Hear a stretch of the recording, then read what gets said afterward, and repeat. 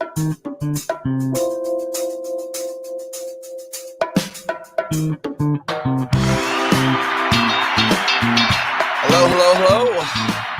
name is David McGard. This is Property Value, where I talk about commercial real estate focused on South Florida. Probably be good if I brought that up. There you go. Hello. It's March 15th, 2022. And we're going to start off with a little talk about the market and the trends and the spreads and some data, geek out on some real estate news. So it says, for casual market watchers that take their cues from looking only at the Dow, Monday might have seemed uneventful. The index started with a big jump, and while it gave back almost all of its gains by the end of the day, it still ended in black. Beyond the veneer provided by an acceptable day for the Dow, there was a lot of carnage, however. Let me make this bigger so I can read it. Oh, there we go. Let's start with the bond market, where Treasury yields surged. The yield on the 10-year jumped 14 basis points to 2.14. On the shorter end of the curve, it was similar, with the yield on the 2-year moving up 12 basis points to 1.87. The year on the 10-year, excuse me, the yield on the 10-year is now up 50 basis points from the beginning of the year. CMBS spreads, if one blends the average spread for new issue conduit levels over the last 2 months, are also 50 basis points wider over the last 4 weeks. We assumed triple net spreads were 35 basis points wider, and everything else is 80 basis points wider on average with a double A on down. That may be conservative. When one considers that lenders are probably asking for another 25 to 50 basis points in the spread to reflect the current volatility, it's likely that the loans are being quoted at the rates of 1.25% or more above where they were in January. Elsewhere on Monday, oil prices tumbled another 8% and fell below $100 a barrel. Oil is now down 30% from its recent peak of about a week ago. On the equity side, the broader indexes faced a broadside. As noted above, the Dow posted a tiny gain, basically ending unchanged, but the S&P 500 lost 0.74% and the Nasdaq dropped another 2.4%. Secondary trading in the CMBS market was modest on Monday, as about $130 million was out for bid. Last cash flow conduit AAA spreads were unchanged, and BBB spreads widened 2 basis points. CMBX 6 to 15 AAA spreads widened up to 1 basis point, with the CMBX 6 to 15 BBB minus moves out between 2 and 6 basis points. The exception was CMBX BBB minus, where the spread jumped more than 125 basis points. That's from a website called TREP. Now, if we're going to get over to some real estate news from The Real Deal. And since we're talking about spreads, I think this headline is great to read. It reads, inflation's at a 40-year high. Commercial real estate didn't get the memo. Inflation has some impact on the margin, but if real estate is not strong, real estate's not going up. Flush with tourist hotels in resort areas of South Florida are jacking up rates to above pre-pandemic levels. Business-dependent hotels in New York, meanwhile, are struggling to fill rooms. Hotels are supposed to be the ultimate real estate hedge against inflation, as they allow owners to reset their rates every night. But as inflation surges at its fastest rate in nearly 40 years, hotels and other sectors of commercial real estate are seeing such an outsized performance, whether up or down, that is challenging in conventional wisdom that property is always effective protection from rising prices. In most markets, we're not necessarily seeing inflation driving where rent increases are, said Sabrina Reeves, economist at CBRE. That's going to be far more dominated by structural changes. Commercial imbalance. The pandemic has created clear winners and losers in real estate. Hedging against inflation is all about raising rents But sectors like office and retail have borne the brunt of lockdowns and other COVID-related restrictions. Some sectors are driving returns from beyond what could be explained by a 6 to 7% rise in consumer price index.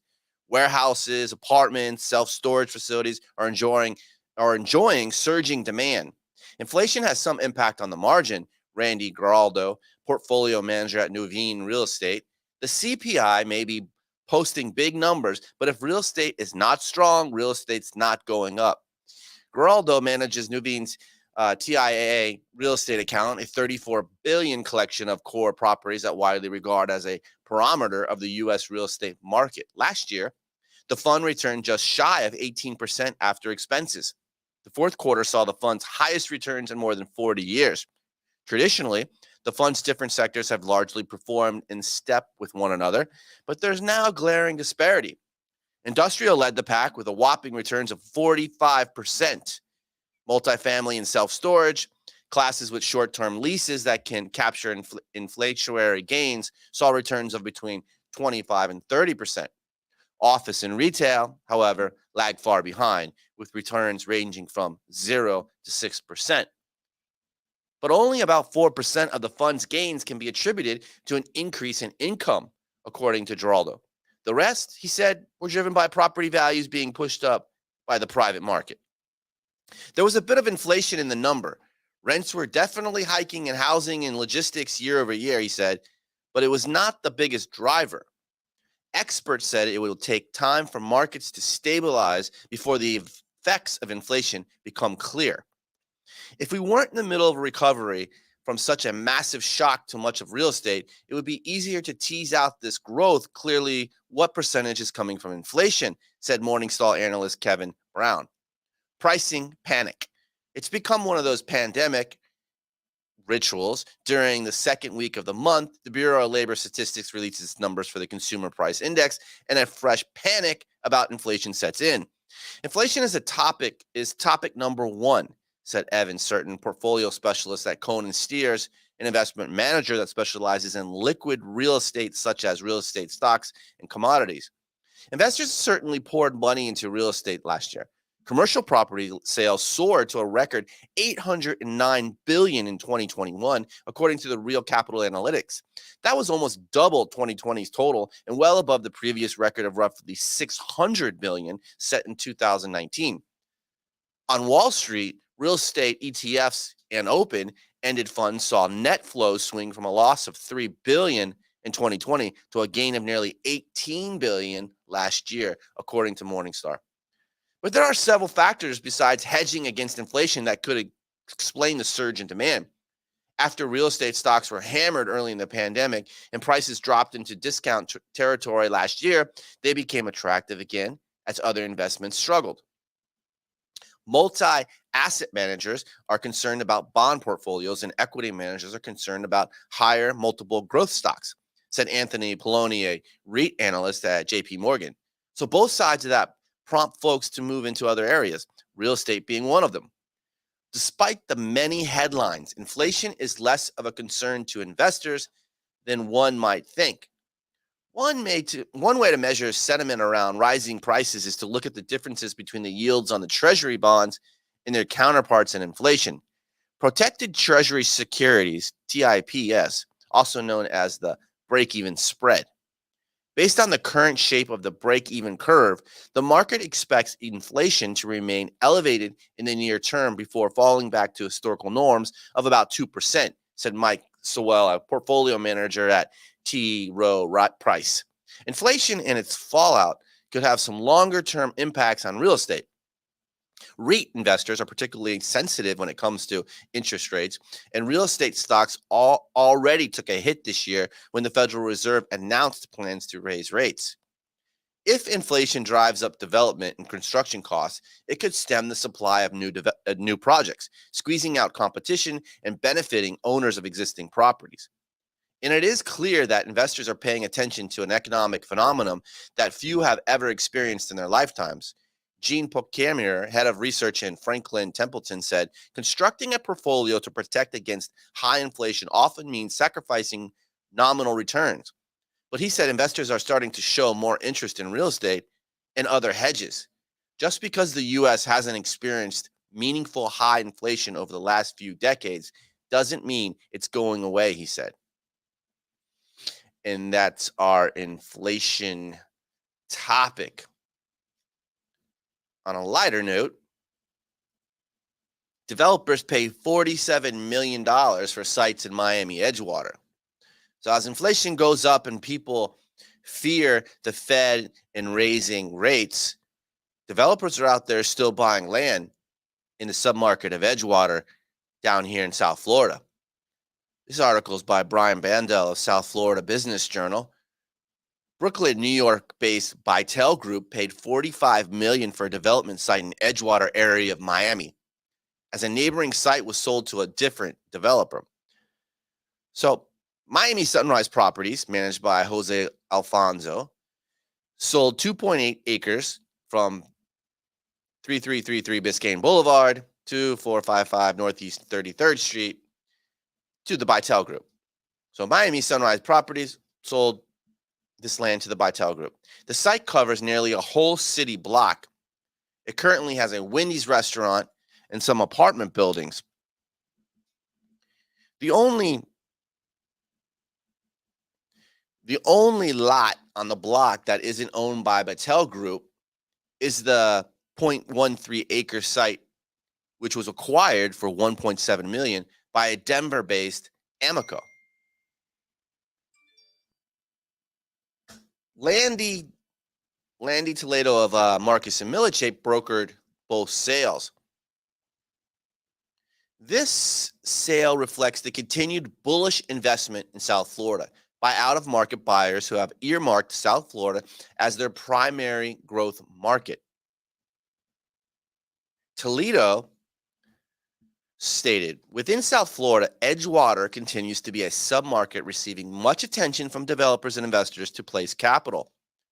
Marcus and Millichap said the property has a height limit of 60 stories, and the zoning could permit residential, hotel, office, or commercial space. Indeed, Edgewater has hosted many residential towers in recent years and sold hotels, as developers capitalize on its close proximity to downtown Miami and Miami Beach. Officials at Bytel Group couldn't be reached for the comment. According to its website, the company has more than $1.5 billion in assets, and it focuses on multifamily. In its fourth quarter earnings release, Amoco said it acquired property in Edgewater for $1.7 million. It has more than 1.1 million square feet of new development planned in Edgewater, where it also owns the Hamilton on the Bay apartment tower and development site next to it. So here's what it looks like. Let me bring this up again.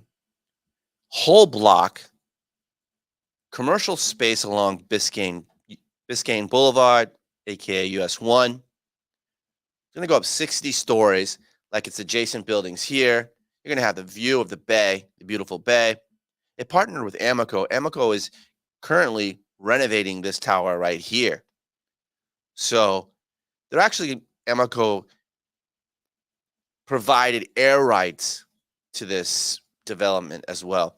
This is going to be a very nice development because of the proximity to the design district, to Wynwood, to downtown, to the Miami Beach, and because of the players that have partnered up to create this. So people are bullish on South Florida. People are bullish on the Edgewater submarket. What they're not bullish on is this inflation going up and not knowing what's going to happen when the Feds raise the rates another 25 basis points coming soon. I'm David Mogard. This is Property Value. Have a great day. Talk to you tomorrow.